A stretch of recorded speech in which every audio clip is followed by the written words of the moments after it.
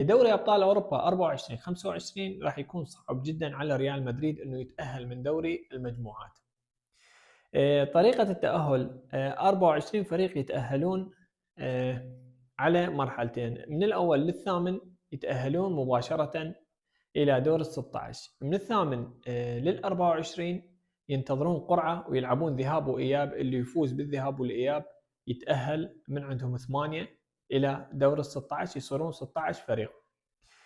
حاليًا ريال مدريد مركز ال21، ليفربول الأول عنده 12 نقطة لاعب 4 مباريات، ريال مدريد لاعب 4 مباريات عنده 6 نقاط خسران مباراتين، وباقي له 4 مباريات. راح يلعب مع ليفربول ومع أتلانتا ومع ريد بول ومع ستاد بريس. فبصراحة يعني صعوبة جدًا ريال مدريد يوصل للمركز الثامن، هو حاليًا بالمركز ال21 وباقي له 4 مباريات.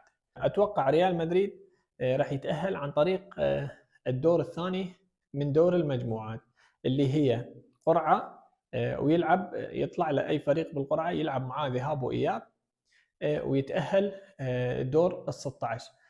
طبعًا من المركز التاسع للمركز ال24 أكو فرق قوية جدًا مع ريال مدريد، فلازم يفوز على أي فريق راح يطلع معاه بالقرعة ذهاب وإياب على مود يتأهل إلى دور ال16. ولكن حاليًا في دور المجموعات صعوبة جدًا يقفز من المركز ال21 إلى المركز الثامن ويتأهل مباشرةً من دور المجموعات.